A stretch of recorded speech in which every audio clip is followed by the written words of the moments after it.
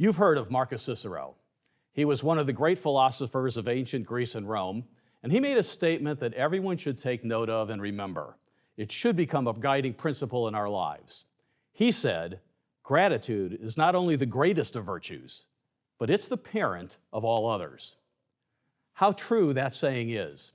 Having a grateful attitude affects our outlook on life and how we treat the world we live in and each other. It leads to a positive and optimistic sense of well-being. On the other hand, not being grateful has a detrimental effect on us. God makes this clear in Romans 1. Note these striking scriptures in verses 21 and 22. There he says, "Because although they knew God, they didn't glorify him as God, nor were they thankful, and they became futile in their thoughts, and their foolish hearts were darkened. Professing to be wise, they became fools." They became fools. God says a lot in those 4 words, "nor were they grateful." As a result, they became fools. In a little bit, we'll see exactly what God means by the fools they became. Gratitude, then, is a virtue that leads to sound thinking and good things. But an attitude of ingratitude leads to destruction, misery, and death. How important, then, is gratitude? It's a trait that has been abandoned by so many who take everything we have for granted. While we observe Thanksgiving in America, how many really stop, not just on that day, but every day, and recognize God who made this earth and gave us all the physical things we need to survive and thrive? Our forefathers recognized and appreciated and gave God credit for the land and resources we have. Remember this quote from Abraham Lincoln?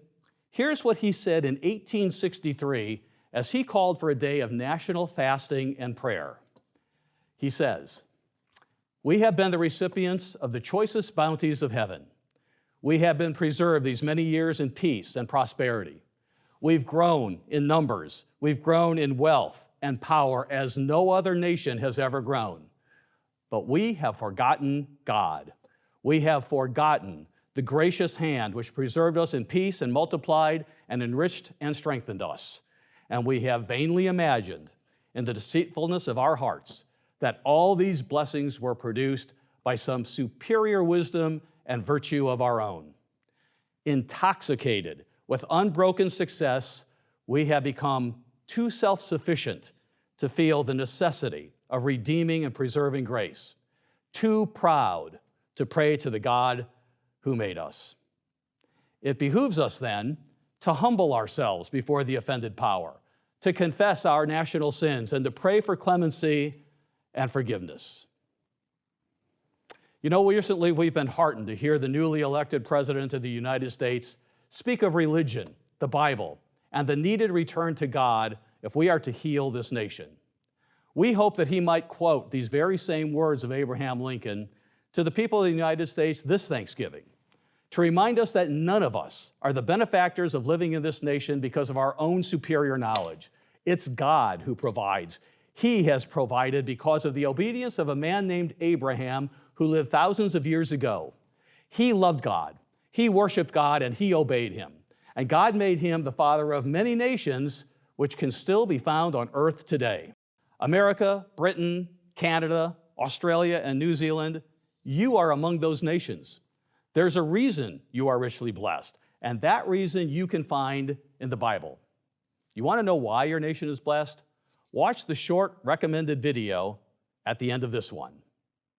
But the citizens of these nations have been turning away from God. The woke and far-left mindset of the past years, where God was cast aside, people not even wanting him to be part of any discussion, show the arrogance and misdirection of our leaders. Those ideas and that ideology lead to a nation's demise and destruction. Don't be like them.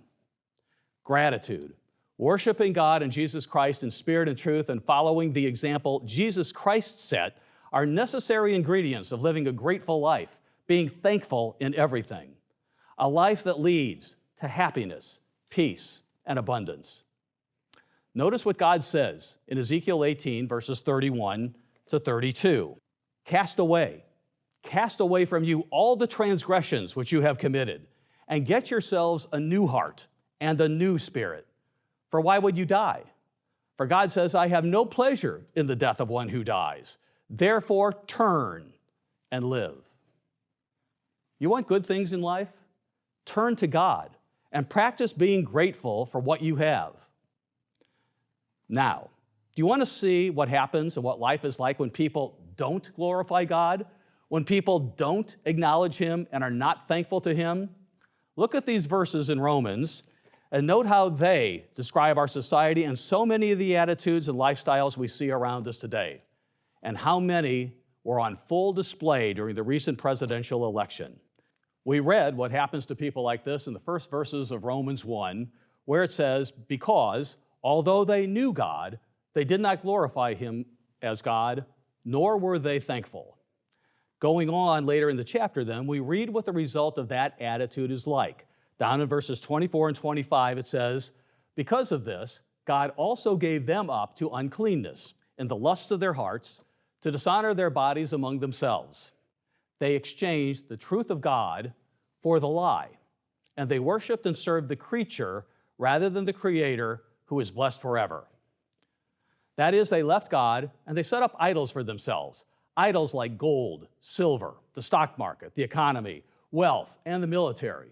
They trusted in things, trusted in themselves, and they trusted in government more than God.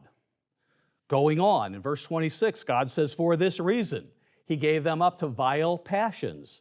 And then He goes on in the next verses to describe sexual depravity, like we've seen promoted and exalted in recent years in our countries. Unnatural sexual deviances. Today we hear stories of sex trafficking, children being trafficked, people in jail, entertainers going on trial for these things. Heinous things are going on. When we do such things, there are penalties that result. Take your Bible out and read these verses in Romans 1, and you will see why we are plagued with many of the sexual diseases we have today. God is not against sex. He created it, and He instructed how it was to be used as a blessing for mankind. But going on in verses 28 to 32, it says, and even as they did not like to retain God in their knowledge, God gave them over to a debased mind to do those things which are not fitting, being filled with all unrighteousness, sexual immorality, wickedness, covetousness, maliciousness. They're full of envy, murder, strife, deceit, evil-mindedness. They are whisperers, which means they're slanderers, haters of God, violent, proud, boasters, inventors of evil things, disobedient to parents, undiscerning, that means without understanding. They're untrustworthy, unloving, unforgiving, and unmerciful. Wow, that's quite a list. But those are the attitudes we see prominently in America, Britain, Canada, Australia, and New Zealand today. Do you want to live in that world, or do you want to live a rich life filled with purpose, meaning, and a future that's beyond anything this world has to offer? You've heard us say many times that God has a plan for mankind.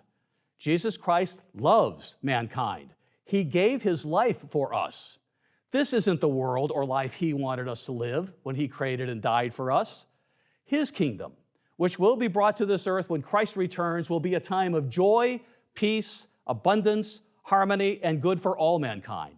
His way will be taught. Gratitude will be taught. Parents, young and old alike, are you looking for answers? Are you looking for meaning and searching for truth? Do you know and sense there is something missing in the world today? Are you looking into the Bible and trying to figure it out and see what God has to say? What's missing in the world today is God and gratitude toward Him, the things which lead to a life of joy, peace, and safety that God wants for everyone. There is a better way than the way of the world, but you have to follow exactly what God says in the Bible. If you're looking for a full, purposeful life for you and your children, there is one church that teaches the real, plain truth and lives the principles Jesus lived and taught as preserved in the Bible. Many churches in the world will teach you about Jesus, but they do not teach you to do what he clearly taught. They don't follow Christ, but they follow the way that leads to all these awful results of life that we've spoken of. You need to find the truth. You need to reject the lie. Seek the truth. Diligently seek it, and God will reward you. Get the right teacher.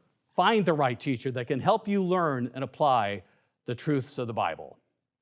Visit us at ucg.org/gratitude.